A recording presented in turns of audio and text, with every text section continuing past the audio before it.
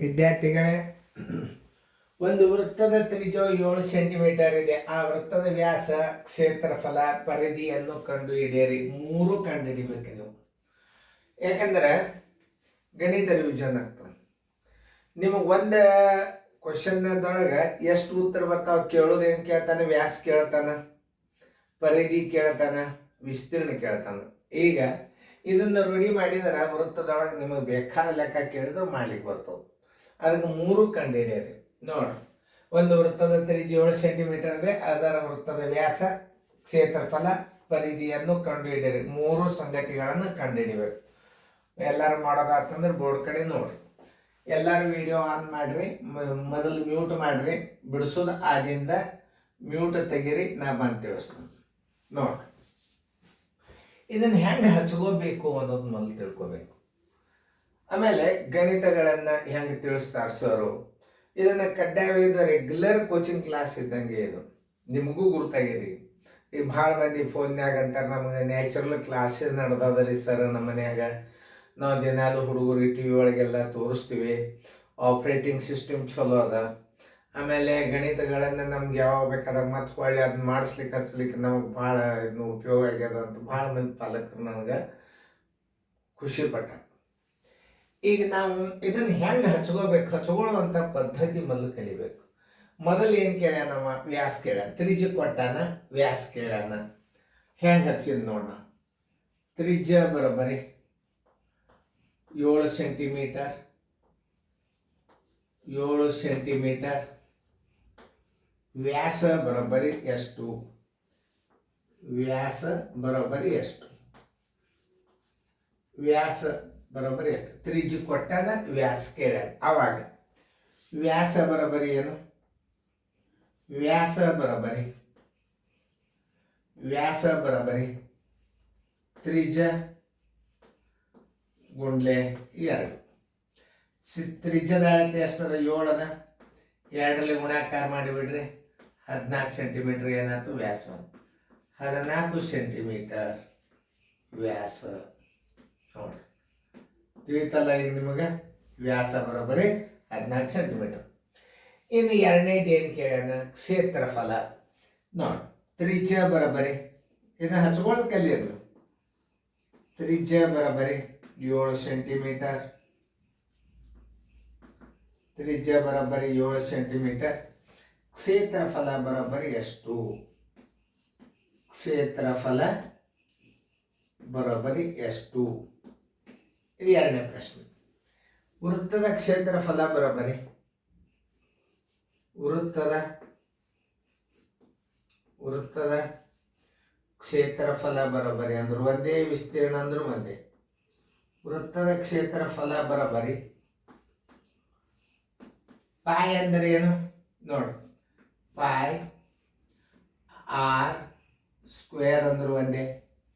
ಆಮೇಲೆ 27, ಇದು 22 7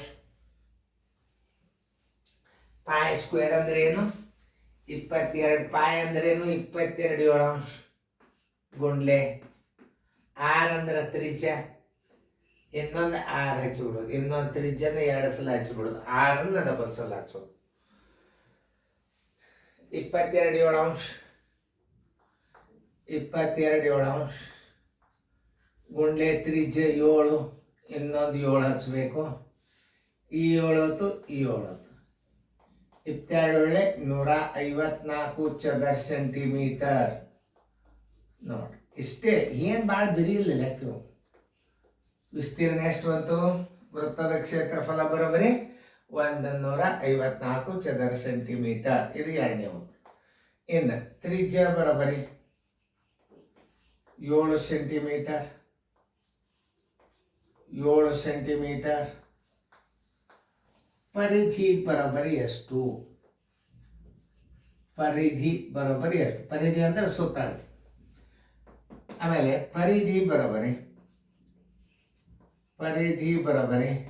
ತ್ರಿಜ್ಯ ಕೊಟ್ಟಾನ ಅಂದ್ರೆ 2 ಗುಂಡ್ಲೆ ತ್ರಿಜ್ಯ ಗುಂಡ್ಲೆ 22 7 ಅಂದ್ರೆ ಪಾಯ್.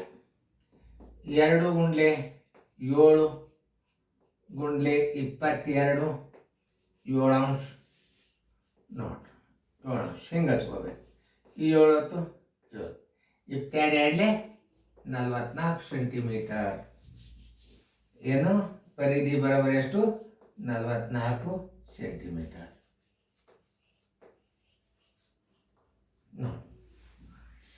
ಇಷ್ಟು ಲೆಕ್ಕ ಮಾಡೋದಿರ್ತದ, ಏನು ಭಾಳ ಬೇರೆ ಇಲ್ಲ. ತ್ರಿಜ್ಯ ಕೊಟ್ಟಾನ, ವ್ಯಾಸ ಕೇಳಾನ. ತ್ರಿಜ್ಯ ಗುಂಡ್ಲೆ 2 ವ್ಯಾಸ, ತ್ರಿಜ್ಯ ಗುಂಡ್ಲೆ 2 ವ್ಯಾಸ 14 ಸೆಂಟಿಮೀಟರ್. ತ್ರಿಜ್ಯ ಬರೋಬರಿ 7 ಸೆಂಟಿಮೀಟರ್. ಕ್ಷೇತ್ರಫಲ ಬರೋಬರಿ ಎಷ್ಟು? ವೃತ್ತದ ಕ್ಷೇತ್ರಫಲ ಬರೋಬರಿ ಪಾಯ ಆರ್ ಸ್ಕ್ವೇರ್ 22 7 ಅಂಶ ಇಂಟು ಆರ್ ಆರ್ ಅಂದ್ರೆ ತ್ರಿಜ್ಯ ಗುಂಡ್ಲೆ ತ್ರಿಜ್ಯ. ತ್ರಿಜ್ಯನ ಅಳತೆ 2 ಸಲ ಇಟ್ಟು ತರಬೇಕು ನೋಡಿ. ತ್ರಿಜ್ಯ 7 ಇನ್ನೊಂದು ಸಲ ಇಡ್ರಿ. 7 7 ತೇರಿ 22 154 ಚದರ ಸೆಂಟಿಮೀಟರ್. ತ್ರಿಜ್ಯ ಬರೋಬರಿ 7 ಸೆಂಟಿಮೀಟರ್. ಪರಿಧಿ ಬರೋಬರಿ 2 ಗುಂಡ್ಲೆ ತ್ರಿಜ್ಯ ಗುಂಡ್ಲೆ 22 7 ಅಂಶ. 2 ಗುಂಡ್ಲೆ 7 ಗುಂಡ್ಲೆ 22 7 ತಳಗೆ ಇಟ್ಬಿಡ್ರಿ. ಅಂದ್ರೆ ಈ 2 ಗುಂಡ್ಲೆ ತ್ರಿಜ್ಯ ಅಂದ್ರೆ ಏನು? ವ್ಯಾಸ ಗುಂಡ್ಲೆ 22 7 ಅಂಶ ಅನ್ನಂಗ.